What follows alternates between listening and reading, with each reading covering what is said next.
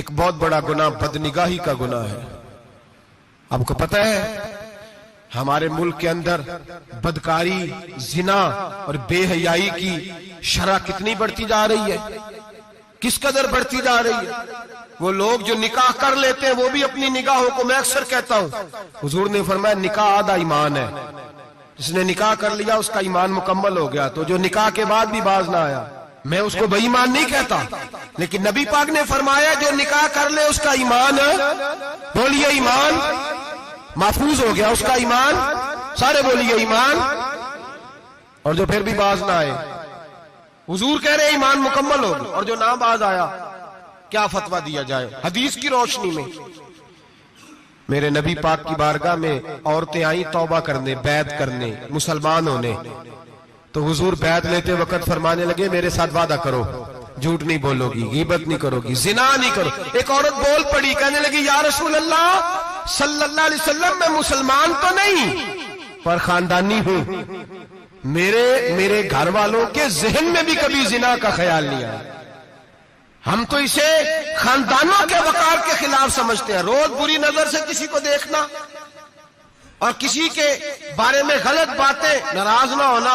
بہت سارے بوڑھے بھی لذت لے لے کے جرم بیان کرتے ہیں، گناہ بیان کرتے ہیں، غلط باتیں کرتے ہیں، کسی عورت کے بارے میں تبصرہ کرتے ہیں۔ کیا سمجھتے ہیں مرد اور عورت معاذ اللہ تعالیٰ ایک کمرے میں جا کے بدکاری کرے تو وہی زنا ہے؟ میری طرف دیکھیے اور جھانک کر کے سنیے کیا عرض کر رہا ہوں، ادھر دیکھیں میری طرف۔ نبی پاک صلی اللہ علیہ وسلم نے فرمایا زنا زبان کا بھی ہوتا ہے، زنا کان کا بھی ہوتا ہے، زنا آنکھ کا بھی ہوتا ہے۔ حضور کس طرح؟ فرمایا جس نے گند دیکھا اس نے آنکھ کا زنا کیا، جس نے لذت لے کے سنا چپ نہیں کرایا، پوری بات سنی، وہ بھی زانی ہے، اور جس نے گندی بات بولی وہ منہ کا زانی ہے، جس نے گند سوچا وہ دماغ کا زانی ہے۔ اور زانی کو سب سے پہلی سزا اللہ یہ دیتا ہے کہ سجدے کی لذت چھین لیتا ہے، عبادت کا سرور چھین لیتا ہے، اس کا نماز میں دل نہیں لگتا۔ قرآن میں سب سے پہلی سزا اسے اللہ اپنے دروازے سے دور کر دیتا ہے۔ بھائیو آج ہمارے سجدے بے کیف ہیں، آج لوگ غلط جگہ پہ گھنٹوں بیٹھے رہتے ہیں، مسجدوں میں لوگوں کے دلوں کو گھبراہٹ ہوتی ہے، لوگ بھاگتے ہیں۔ میرے نبی پاک نے فرمایا تو نظر کو پاک کر لے، اللہ تیری عبادت میں لذت پیدا فرما دے گا۔ میرے بھائی یاد رکھ لیں اور سن لیں، سب سے کمزور آدمی وہ ہے جس کا ذہن پاک نہیں، سب سے کمزور آدمی وہ ہے جو کردار کا غلط ہے۔ ایک بات میں نے پڑھی، اب یقین کریں میرا دل کرے کہ میں آگ لگا دوں اس عنوان کو جس پہ گندگی لکھی جاتی ہے، ان اخباروں کو، ان چیزوں کو جس پہ گند لوگوں کے دلوں میں۔ وہ انڈیا کی ایک وزیر اعظم عورت گزری تو کسی نے اس سے کہا کہ پاکستان نے تو تمہیں شکست دی ہے، تم جیت نہیں سکے بڑا ملک ہو کے۔ کہنے لگی کوئی بات نہیں، تھوڑا وقت ٹھہر جاؤ، ہم ان پر تہذیبی یلغار کریں گے، ان کے گھروں میں ننگا ناچ کریں گے، یہ گندی تصویریں دیکھیں گے، یہ گند میں الجھ جائیں گے۔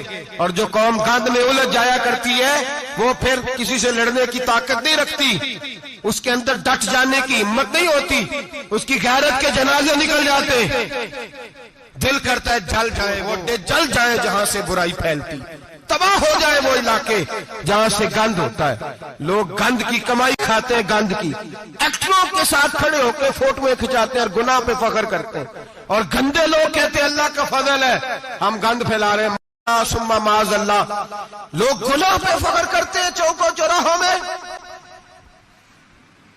محمد بن قاسم آئے ہندوستان پہ راجہ دہر کے مقابلے میں، نوجوان میری طرف دیکھیں، اور صحیح ہو کے بیٹھے، خاصے صحیح ہو کے بیٹھے، تقریر نہیں کر رہا، جذبات کا، میرے جذبات سنیں، دل کے پھپولے جل رہے ہیں حسینے کے داغ سے، اللہ کی قسم روح کی گہرائی سے بات کر رہا ہوں، وہ بات کر رہا ہوں جو سینہ کہہ رہا ہے کہ پھٹ جائے اور کہنا نہ پڑے۔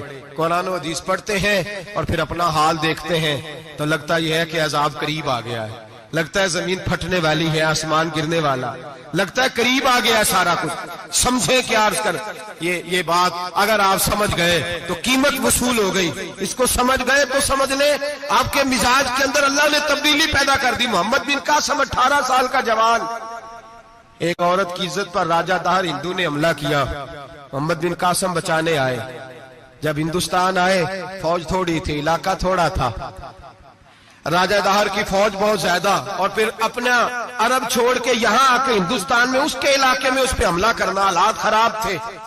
محمد بن قاسم پریشان ہے۔ ایک بزرگ نے دیکھا، کہنے لگے پریشان کیوں ہو؟ کہنے لگا سوچتا ہوں علاقہ بھی اس کا، فوج بھی اس کی، میرے فوجیوں کو تو رستوں کا بھی نہیں پتا، کیسے جنگ کریں گے، کدھر سے آئیں گے، اور پھر ہمیں زبان بھی نہیں آتی، کیسے کام ہوگا، ڈر رہا ہوں۔ 2-4 دن گزرے تو محمد بن قاسم اشاش بشاش ہو گئے۔ اور بزرگ کہنے لگے خیر ہے، بڑے مطمئن ہو گئے ہو؟ کہنے لگے بس راجہ دہر ہم سے مقابلہ نہیں کر سکتا، راجہ دہر ہمارے مقابلے میں کھڑا نہیں ہو سکتا، وہ گرا کے گرا، وہ لڑکھڑایا کے لڑکھڑایا، ریزہ ریزہ ہو جائے گا۔ آپ کو کیسے خوشخبری مل گئی؟ کہنے لگے مجھے پتا چلا ہے کہ راجہ دہر ذہن کا گندا ہے، وہ تو چچا کی بیٹی کو نہیں چھوڑتا، ماموں کی بیٹی کو نہیں چھوڑتا، خالہ کی بیٹی کو گندی نظر سے دیکھتا ہے۔ جس کا ذہن گندا ہوتا ہے وہ کسی کا مقابلہ نہیں کر سکتا، ہمیں فتح ہوگی، فتح، وہ گرے گا۔ وہ بزرگ کہتے ہیں میں سمجھ گیا کہ واقعی سے فتح ہوگی۔ آج کشمیر کیوں آزاد نہیں ہو رہا، فلسطین میں آگ کیوں لگی ہوئی ہے؟ مسلمان جب تک ذہن کا گندا ہے کمزور ہے، جب تک ذہن کا ناپاک ہے کمزور ہے۔ حضرت سعد بن ابی وقاص رضی اللہ تعالیٰ عنہ فرمایا کرتے تھے اللہ مسلمان کی مدد اتنی دیر تک کرتا رہتا ہے جتنی دیر تک مسلمان کا ذہن صاف رہتا ہے، کردار پاک رہتا ہے۔ آگ اس لیے معاشرے میں لگی ہے، نوجوانوں تم کہتے ہو کامیابیاں نہیں ملتی، اسے کیسے کامیابی مل سکتی ہے جس کا ذہن ہی صاف نہیں؟ وہ کیسے دنیا کی بازی جیت سکتا ہے جس کی نگاہ ہی پاک نہیں؟ وہ کیسے آگے بڑھ سکتا ہے جس کے کردار میں پاکیزگی نہیں؟ اپنے آپ کو پاک کر لو، اللہ ہر مشکل میں تمہاری مدد فرمائے گا، ہر رستے میں تمہاری مدد فرمائے گا۔ اور میں نے کہا جب آدمی ناپاک ہوتا ہے تو رب کریم اس سے عبادت کی لذت چھین لیتا ہے، اور اللہ کی سب سے بڑی سزا یہ ہے کہ کسی کو سجدہ نہ لمبا کرنا دے۔ رب کریم سب سے زیادہ اس سے ناراض ہے جس کو قرآن پاک کے کھولنے کی توفیق نہ ہو۔ سب سے زیادہ رب کریم اس شخص سے ناراض ہے جو اللہ کی بارگاہ میں جھکنے کی لذت چھوڑ جائے۔ میرے نبی پاک سید عالم علیہ السلام کے صحابہ لمبی عبادتیں کرتے تھے، لمبی۔ کسی نے کہا تھا روم کے بادشاہ تھے کہ یہ مسلمان فاتح کیوں ہو جاتے